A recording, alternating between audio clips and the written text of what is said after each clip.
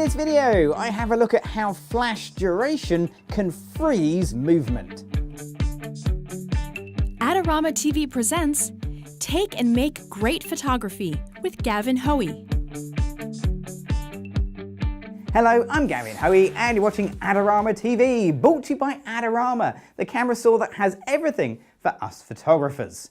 Now, when it comes to flash, one of my favourite things to do with it is to use it to freeze action. It's down to something called flash duration. And although this isn't a technical guide to flash duration, that's what we're going to explore in this video. And we're going to explore it by banging two glasses together and photographing the end result. So let's start with perhaps the most obvious question, which is, why use flash at all? Why not just use the ambient light? Surely that would work. Well, it might. Let's have a look. So I'm on f8, I'm on ISO 400, and my shutter speed in here with the video lights, it's quite bright, so that's giving me a 1/100th of a second shutter speed. Okay, that's not enough to freeze the action. It's not even close. I could adjust my ISO and I could adjust my aperture to get a faster shutter speed, but those would both have consequences I might not want. So the real way to increase my shutter speed is to add more light. Now, if I was to double the light I've got in here, I could double my shutter speed to 2/100th of a second. If I wanted to go to 400th of a second, I'd need to double that again, so that would be 4 times as much light. If I wanted to go to 800th of a second, I'd need to double that again, so I would have 8 times as many lights in here at 800th of a second. If I wanted to go to 1600th of a second, I would need 16 lights in here. You can quickly see the problem. I'd end up with a room full of lights and it would be rather bright. So what I need is a light source that produces an awful lot of light in a very, very short period of time. And that's where flash comes in. Well, not all flashes are exactly the same, and I'm talking about the modern style of flashes rather than the older studio heads. But basically how these work is really simple. The more light you need, the longer the flash stays on. The less light you need, the shorter the flash fires. How short? Well, this is the really good bit. It could be as short as maybe 10,000th of a second, 15,000th of a second, or even less. And it's that tiny period that the flash fires that freezes the action. That's why they're so good. There's only one thing you really need to know as far as your camera settings go, and that is the camera's flash sync speed. You might need your manual to discover what that is, but basically it is the fastest shutter speed that your camera can work and see flash without a weird black line appearing across the screen. Now on my camera, that is a 250th of a second. That's in an ideal world. The world isn't ideal, so I'm actually going to work a little bit below that and set my camera's shutter speed to 200th of a second, and it won't move from that. But I want to be absolutely clear, 200th of a second is not what freezes the action. In fact, if I put my camera into shutter priority mode and I set it to 200th of a second and we don't fire the flash, we just take a shot without flash and we bang these together even gently, it's always going to come out blurry when I do that, because 200th of a second isn't even remotely close enough to freeze the action. So the shutter speed doesn't freeze the action. All it does is open up the shutter in the camera so it can see the flash. It's the flash that freezes the action. But we need to make sure that the camera only sees flash. So let's switch to M for manual mode. And I'm going to set in my shutter speed at 200th of a second. I'm on ISO 100, f11. Now I'm going to take a picture without the flash turned on, and when I do, what I end up with is a completely black image. That's perfect. That means I've overpowered the ambient. Our settings on the camera are such that the ambient light can't be seen. That means it'll only see the flash when it fires, and remember, the flash fires for a tiny period of time. That's what freezes the action.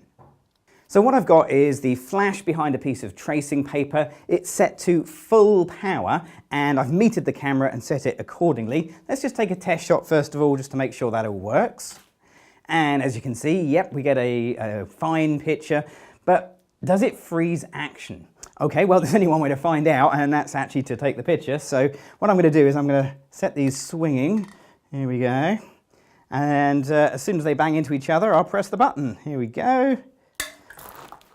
Yeah, that was pretty messy, and the end result looks okay until you go a little bit closer. And then you can really start to see how the flash duration, the period of time the flash lasted, was not fast enough to freeze the action. There's definite blurring and streaking.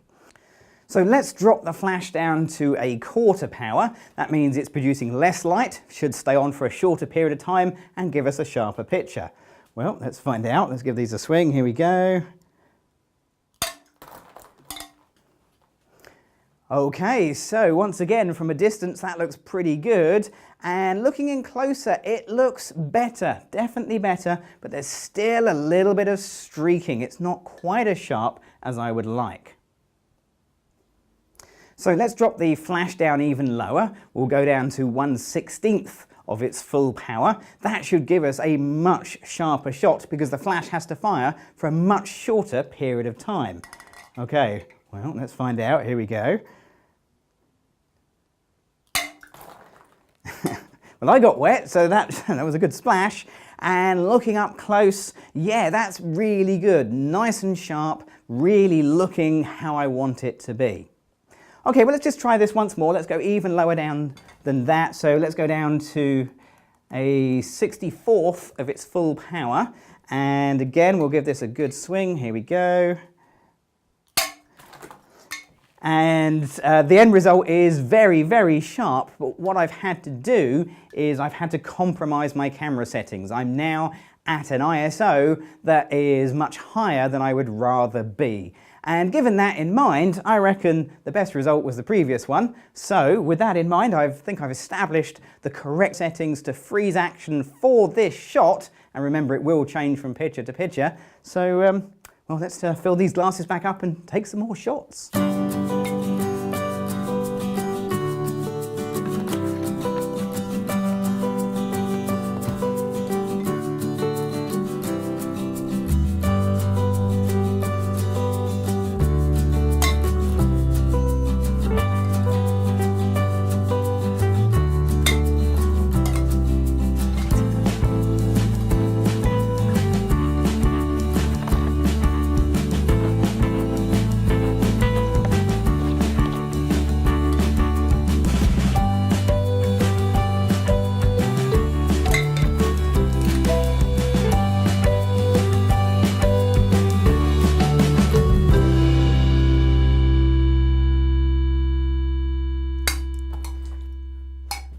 Okay, well, there we go. I think that's probably enough of those pictures. We should have some good ones in there somewhere. All I need to do now is just get my favourite picture into Photoshop and do a little bit of cloning, I suspect, on removing things. But before I do that, I think I better do some mopping up first of all. Don't forget to check out Adorama's latest contest and your chance to win amazing prizes. Now you might think I'm in for a long, hard slog, cloning out all those little tiny bits of wire. Well, I am, but fortunately it can be done really quickly. Let's have a look. So yeah, you can't have floating glasses without them being attached to something, of course, and we need to remove these little bits of fishing line. So to do it, I'm going to use the spot healing tool, and I'm going to come down with a brush that's a little bit bigger than the wire, but not too much. About that's fine. Now I could spend time just carefully drawing over each and every part and it'll work okay, but there's a much quicker way of working. And the quicker way of working is to click once at one end, go to the other end that you want to remove, hold the shift key and click again. And it'll draw a dead straight line between those 2 points. Click once, go to the other end, hold shift and bingo, you're done. And I can really quickly work my way around, clicking at one end, tidying up the other end, and so on. So we can just tidy up these little bits here, click at one end, and tidy up. See, I missed a bit there, but that's okay. And it's a remarkably fast process. So fortunately, straight lines are really quick and simple to remove in Photoshop. So that's the fishing wire removed. What about the colour? Now the colour I've got on screen is really the colour it was, but I want to add just a little bit more flourish to my effect. So let's have a little look. Now, of course, I could have done this at the beginning whilst I was processing this in RAW, but here in Photoshop CC, of course, I can bring Camera Raw up as a filter anytime I like. And what I want to do is just change the white balance ever so slightly. I'm going to bring it down just a little bit cooler, like that. Not so much that it affects the colour of the reds, but just adds a mild blue colour.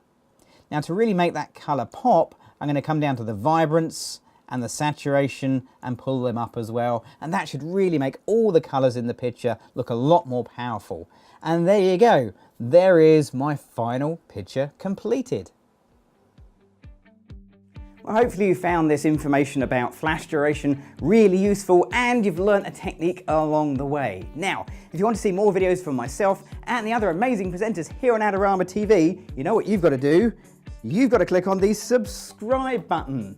I'm Gavin Hoey. Thanks for watching.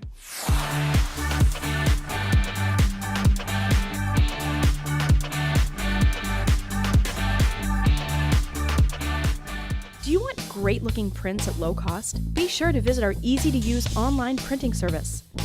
Adorama Pix has professionals who treat your images with the utmost care that you can count on.